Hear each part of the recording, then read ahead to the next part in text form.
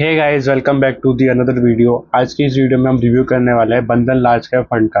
ये बंधन mutual fund का लार्ज कैटेगरी फंड है, लेकिन इसका पोर्टफोलियो कैसा है, रिटर्न्स कैसे रहे और क्या अभी इस फंड में एसआईपी स्टार्ट करना चाहिए।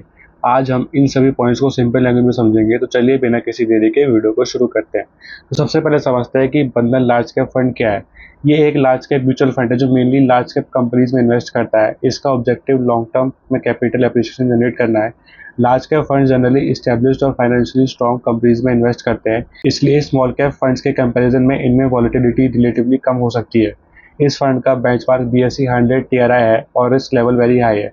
बंधन के ऑफिशियल डॉक्यूमेंट्स के अकॉर्डिंग स्कीम को दिसंबर 2024 में करंट लार्ज कैप स्ट्रक्चर के साथ मैनेज किया जाना शुरू हुआ है।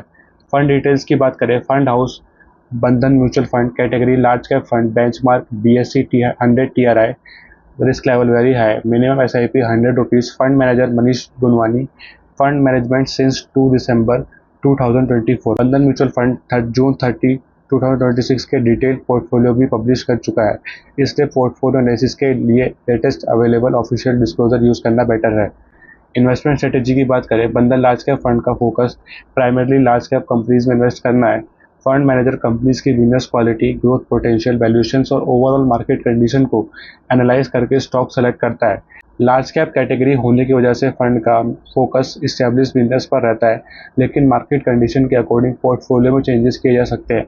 पोर्टफोलियो की बात करें, जून 30 2026 के ऑफिशियल पोर्टफोलियो डिस्क्लोजर के अकॉर्डिंग फंड का पोर्टफोलियो लार्ज कैप स्टॉक्स पर फोकस्ड है।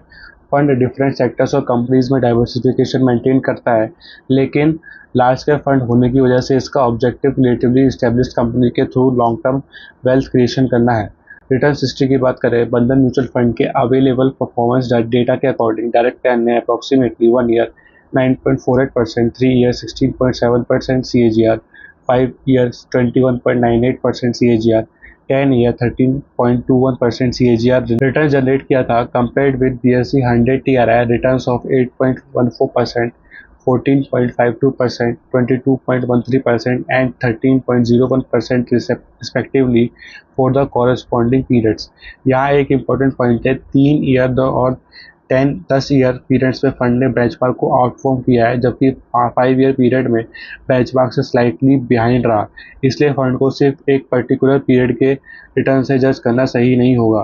परफॉर्मेंस की बात करें, ओवरऑल परफॉर्मेंस की बात करें तो बंधन लार्ज कैप फंड का परफॉर्मेंस मिक्स्ड बट कॉम्पिटिटिव रहा है। लॉन्ग टर्म पीरियड्स में फंड ने बेंचमार्क को बीट भी किया है, लेकिन हर पीरियड में आउट परफॉर्मेंस नहीं मिली। इस फंड का रिलेटिवली रिसेंट रीस्ट्रक्चरिंग भी इम्पोर्टेंट है, इसलिए इन्वेस्टर्स को करंट फंड मैनेजमेंट और पोर्टफोलियो स्ट्रेटेजी को मॉनिटर करना चाहिए। एडवांटेज की बात करें, फंड का सबसे बड़ा एडवांटेज है इसका large cap focus portfolio. Large cap company generally establish business होती हैं, इसलिए स्मॉल कैप फंड्स के कंपैरिजन में पोर्टफोलियो रिलेटिवली स्टेबल हो सकता है। दूसरा एडवांटेज है डाइवर्सिफिकेशन, एक ही फंड के थ्रू डिफरेंट सेक्टर्स की लार्ज कैप कंपनीज में एक्सपोजर मिल सकता है। अब बात करते हैं इसके रिस्क की। सबसे इंपॉर्टेंट रिस्क है equity market risk. Large cap fund होने के बावजूद मार्केट करेक्शन के टाइम NAV में फॉल आ सकता है।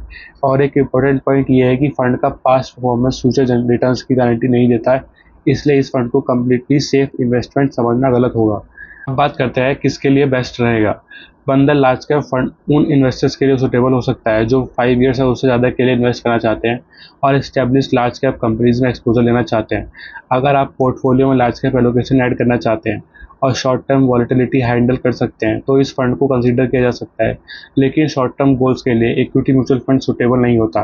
फाइनल रिव्यू की बात करें, ओवरऑल बंधन लार्ज कैप फंड एक लार्ज कैप फंड है जिसमें एस्टेब्लिश्ड कंपनीज के through long term wealth creation पर फोकस किया जा सकता है। फंड ने कुछ लॉन्ग टर्म पीरियड्स में बेंचमार्क को आउटफॉर्म किया है, लेकिन 5 ईयर पीरियड में बेंचमार्क से स्लाइटली बिहाइंड भी रहा है। इसलिए मेरे अकॉर्डिंग फंड को कंसीडर करने से पहले current portfolio, expense ratio, fund manager और फ्यूचर परफॉर्मेंस को रेगुलरली मॉनिटर करना इंपॉर्टेंट है।